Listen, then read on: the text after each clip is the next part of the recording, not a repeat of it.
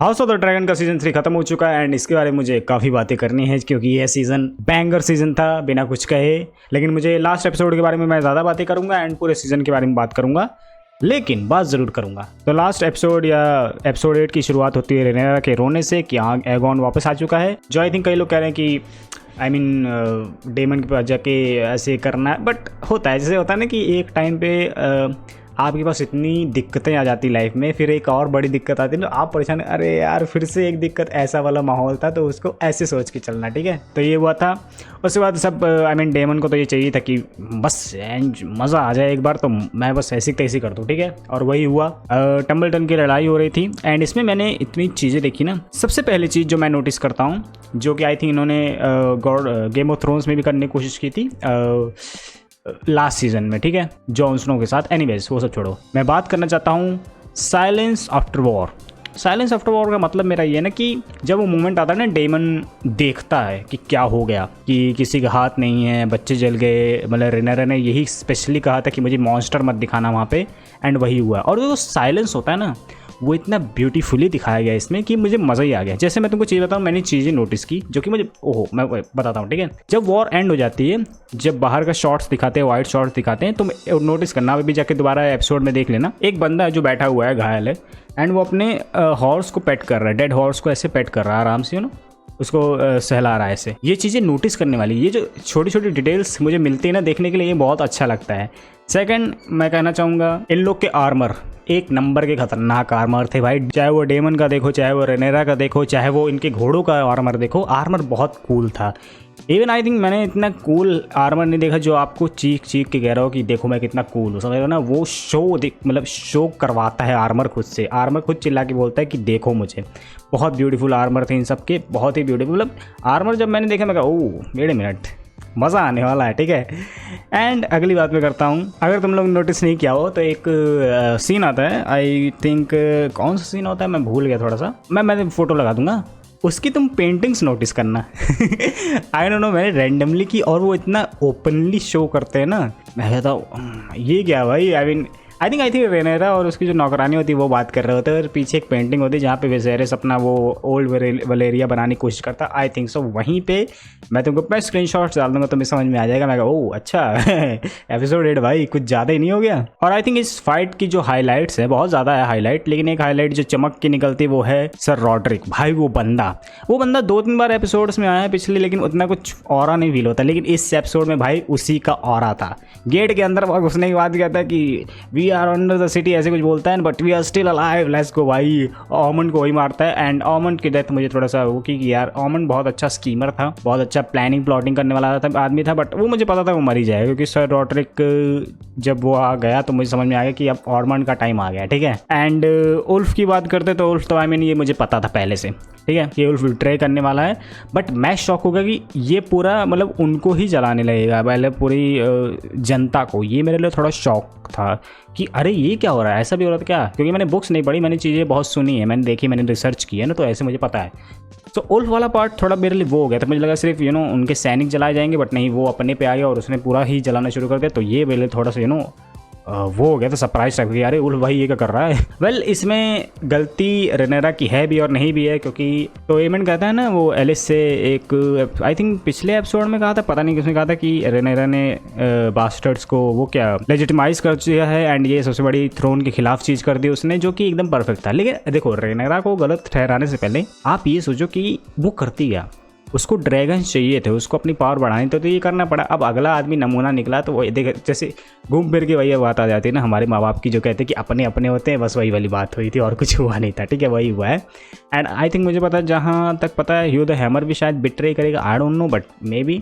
And उसकी wife मर गई तो मुझे कोई 1% भी गम नहीं, क्योंकि उसके सेंटेंसेस, उसकी फीलिंग्स, उसके सारी चीज़ें कैट की इलॉजिकल थी, तो मुझे समझ नहीं आया था क्या है। मैं कहा ओके ठीक है, I don't care about you any more, and I think आपसे कोई बहस ना ही करे तो ज़्यादा अच्छा। I don't care about her, मैं उसके बारे में बात भी क्यों कर रहा हूँ। एनीवेज, आप उसके साथ जितना मर्जी सिंपथाइज करने की कोशिश करो, बट इन द एंड उसके वर्ड्स एकदम बेवकूफ़ों वाले थे।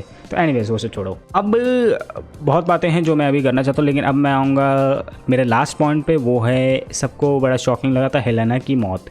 देखो मुझे पता चल गया था ये एपिसोड आने से पहले कि हेलेना के साथ कुछ ऐसा होगा, विंडो से जंप मारेगी। लेकिन क्या तुम्हें लगा कि ये डेथ बड़ी मतलब अनसर्टेन थी, इसका कोई मतलब नहीं निकला? अगर ऐसा है तो मैं बताता हूँ क्यों नहीं निकला। वो मैंने भी सोचा, मैं कहा एक सेकंड ऐसा कुछ हुआ है। फिर मैंने जाके की रिसर्च एक अच्छे नागरिक के होने के नाते, तो पता चलता है कि जो असली बुक्स में ऐसा हुआ था कि हेलेना जो है उसके 3 बच्चे हो चुके थे। एक था, मैं नाम भूल गया, जहरा आई गेस, और एक था मेलौर एक मिनट रुको तो, यस मेलौर नाम था उसका। तो वो पैदा हो चुके थे डांस ऑफ ड्रैगन्स के पहले, जहाँ तक मैंने रिसर्च की है। एंड जब लफड़ा होता है तो वहाँ पे गार्ड्स आके उसके सामने उसके बच्चे को ख़त्म कर देते हैं, ठीक है।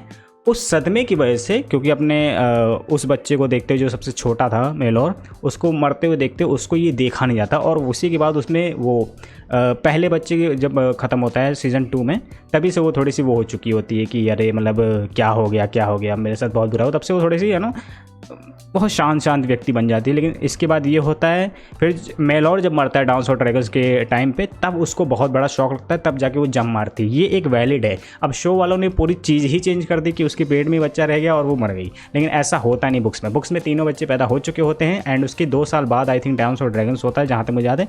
तो छोटे बच्चे को जब अपने सामने मरते हुए देखती है तो ये होता है उसका रिएक्शन, एंड वो मतलब कूद जाती, जो कि एक परफेक्ट रीज़न होना चाहिए। तो इसमें जब भी हुआ ना, मैं कहा अच्छा ठीक है, उसकी मम्मी नहीं है, वो बहुत स्ट्रेस्ड है। मसारिया ने उसको बोलते कि तेरे को कभी किंग क्वीन रिलीज़ नहीं करेगी, बट वही लड़की अपने जहरा के लिए कहीं जाने के लिए तैयार नहीं है, ठीक है, कहीं जाने के लिए तैयार नहीं उसको छोड़ के। तो वो ऐसे नॉनसेंस वाली हरकतें क्यों करेगी कि उसका एक जहरा बच्ची हुई है, बेटी है, एंड उसके बाद उसके पेट में भी कोई है, तो ऐसे मरेगी? नहीं, कोई सेंस नहीं बनाता ना, बनेगा भी नहीं, क्योंकि ऐसा हुआ ही नहीं था। एंड एलिसेंट जिसके लिए वो इंतजार भी करी, तो ऐसा कुछ हो नहीं सकता कि अरे मेरा इतना सब थोड़ा सा स्ट्रेस आ गया तो मैं कूद जाऊँ। ये इलॉजिकल डेथ थी, जो कि शो रनर्स की गलती है, वो छोड़ो, उनकी बहुत गलती हो ही रही है। अब आते हैं रेनेरा के पॉइंट पे। काफ़ी लोग रेनेरा को छोड़ के अब टीम ग्रीन की तरफ जा रहे हैं। पता है इस शो क्या दिखाना चाहता है, इवन द बुक्स क्या दिखाना चाहती है, जहाँ तक मुझे लगता है कि जनता कितनी दोगली है। चाहे वो किंग्स लैंडिंग की जनता हो, चाहे वो रियल वर्ल्ड में जनता हो।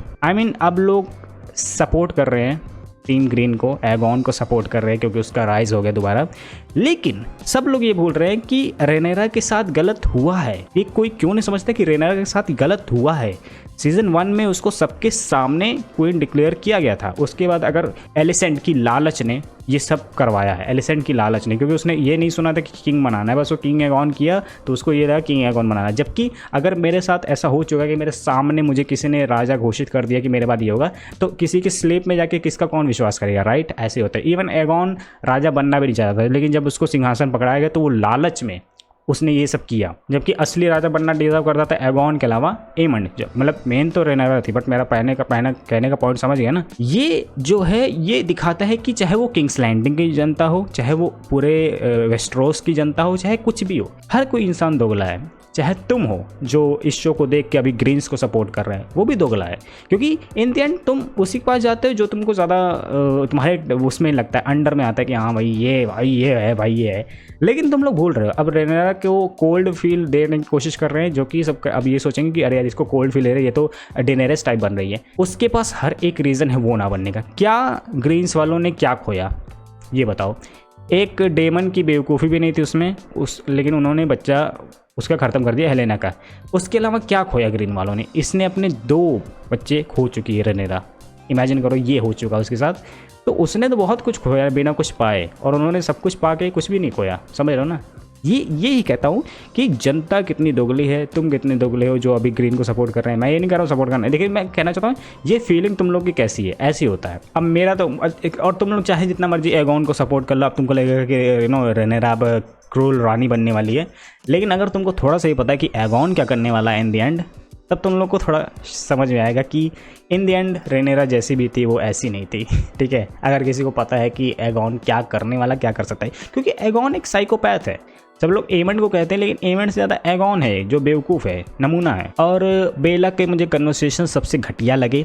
घटिया मैं क्या बोलूँ, मेरा कहने का मतलब ये है कि इसको मतलब कह रही कि अरे उनको बचाओगे नहीं, तो रेनेरा कहती कि वो अपनी इस सिचुएशन में अपनी वजह से, जो कि राइट है। क्वीन को बिना बताए मैं जा रहा हूँ लड़ाइयाँ करने, क्वीन ने बोला नहीं मैं जाऊँगा, मैं सीख ही मारूंगा, ठीक है, खुद को अकल उसका बेटा दिखा रहा है। सेकंड, बेला कितने स्टूपिड आर्गुमेंट कर रही है, कह रही कि तुम्हारी वजह से मेरी बहन अब उसमें है, वो ब्रोकन है। आई डोंट केयर भाई, उसकी वजह से सारा लफड़ा हुआ है। वो क्या भाई, एक तो सबसे स्टूपिडेस्ट टारगेरियन मैंने देखा है ना, तो आई थिंक रेना है। सबसे बेकार टारगेरियन मैंने देखा है, सबसे इडियट। इसको तभी ड्रैगन नहीं मिलता। बाय द वे, अगर तुमको नहीं पता तो बुक्स में इसको ड्रैगन नहीं मिलता है। वो एक नेटल्स नाम की स्टोरी है, जो इसकी जो रेना की सारी स्टोरी है वो नेटल्स नाम की एक लड़की की स्टोरी होती पूरी चलती, उसको मिलता है शीप स्टीलर। तो इन्होंने चेंज किया ये भी, लेकिन सबसे बेकार टारगेट मैंने देखा तो रेना देखा है। छोड़ो यार उसको, वो बेवकूफ़ है। अब ओवरऑल सीजन से मैंने यही देखा कि आप अपनी मिस्टेक्स से कैसे सीखते हो, क्योंकि सीज़न 2 स्लो था, अच्छा नहीं था उतना। लेकिन सीज़न 3 के 1 to 3 एपिसोड बैंगर, फिर 4, 5, 6 थोड़ा से वो वीक हुए। वीक मतलब थोड़े से फिलर्स टाइप थे, अच्छे थे। फिर आता है एपिसोड 7, जिसका मैंने मतलब अलग से वीडियो बनानी पड़ी मुझे, क्योंकि इतना बैंगर एपिसोड था। फिर आता है एपिसोड है जो कि एकदम कूल था, एंड मैं देखना चाहता हूँ कि अब क्या होगा अगले सीजन में, जो कि हमें 2 साल इंतजार करना पड़ेगा, क्योंकि अगले साल आएगा night of the second kingdom, जो कि बैंगर शो है भाई, बैंगर शो है। उसके बाद शायद हमें देखने को मिल जाए house of the dragon. But मैं एक्साइटेड हूँ, और तुम एक्साइटेड हो कि नहीं, और तुम मेरे पॉइंट से एग्री करते हो कि नहीं, मुझे कमेंट्स में बताना तुम्हारी क्या राय है हर कैरेक्टर के बारे में। बाकी बहुत चीज़ें हैं जो मैं भी भूल रहा हूँ। तो मिलते हैं अगले 2 साल बाद दोबारा बातें करने के लिए। अभी के लिए इतना ही, बाय।